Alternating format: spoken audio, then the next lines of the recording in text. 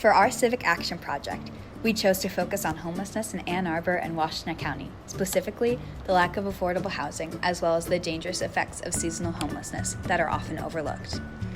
Homelessness in Washtenaw County, and especially Ann Arbor, is significantly overlooked. Many citizens don't consider it a major problem because Ann Arbor is known as a typically progressive city that serves as a great place for people to live and raise their kids. Unfortunately, this is not the case for many people. Ann Arbor is a university town, which means that it is a center of higher education and opportunities. This is connected to typically high salaries and standards of living. I'm sure all of us know at least 2 or 3 people that work for the university. This trend leads to higher housing prices and rent since property in Ann Arbor is competitive. This also leads to many citizens with lower paying jobs or those who are unable to find a job, unable to pay the rent prices. We decided to survey our peers to see their knowledge and opinion on homelessness in Ann Arbor. We got 51 responses, and the overall consensus was that they thought it was an issue. Within our survey, 11 people knew someone that is homeless, and the majority believed that Washtenaw County was not adequately meeting the needs of its homeless citizens. When we asked them what improvements they would like to see, 8 people mentioned more shelters, and 10 people mentioned an improvement in housing opportunities.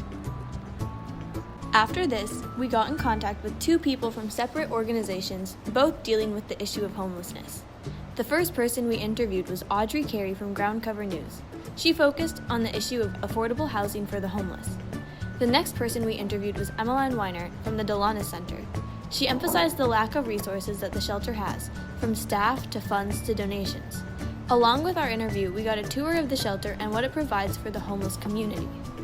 On our tour, we learned a lot about life in the shelter, from how to do the laundry to the art classes they offer. On the tour, we were shown the communal living spaces filled with plants and life. One employee we spoke to told us they have set out plants in order to brighten up the living area since the shelter typically does not feel like a home. Most nights, the shelter overflows. This results in extra mats. There is a schedule that posts activities going on in the shelter. Art, food, and music times are posted.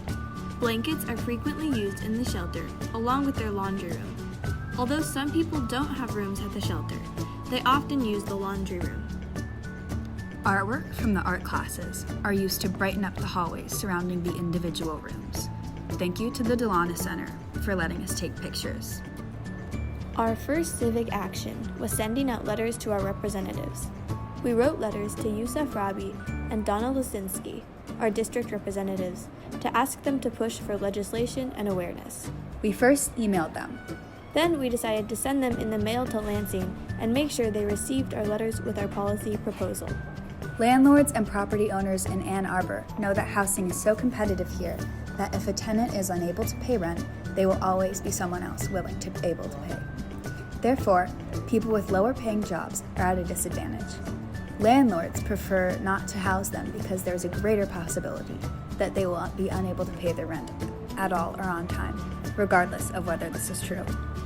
Because of this and the lack of warming and cooling shelters for the homeless, our policy proposals include warming and cooling shelters for every zip code in Washtenaw County, along with a monetary incentive, such as a tax exemption that should be given to landlords and property owners who rent out their homes to formerly homeless or impoverished people that are now stable.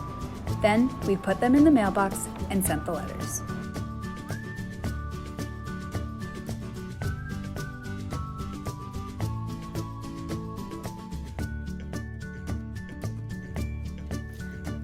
We went to Staples and printed out 100 copies of our flyers. The next day, we passed the flyers out in downtown Ann Arbor in the Diag. We gave out half of them. One person we met downtown took our flyer and told us that she is an architecture student. Hopefully, she reads it and considers our research in the future.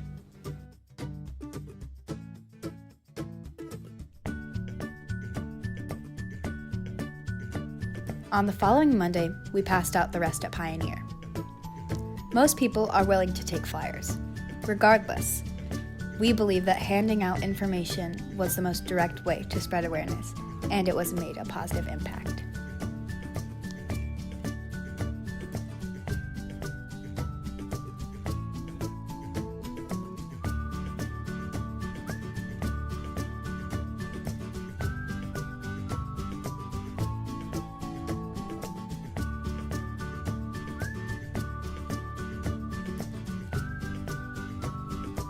We wanted to raise money for the homeless shelters in order to buy items off of the wish list posted by the Shelter Association of Washtenaw County.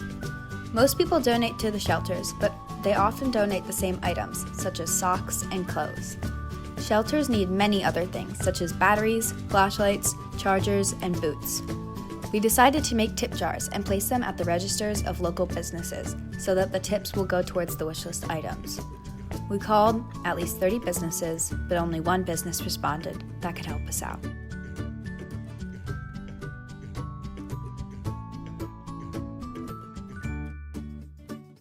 Even though many businesses wanted to, chains and other businesses often do not allow it.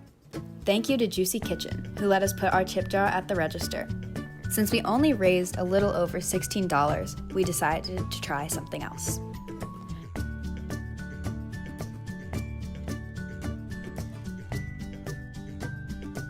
Soon after we dropped off the tip jar, Ground Cover News contacted us, seeing if we would write an article about our Civic Action project and our overall experience. We wrote and submitted our article, which ended up being our actual third Civic Action. Keep an eye out for our article in the upcoming issue. Basically, we chose to write about our experience as we spoke with more people who had experience working for shelters and knew the difficulty of providing everyone with enough resources. Thanks again to Juicy Kitchen and Ground Cover News to help us spread awareness on this issue.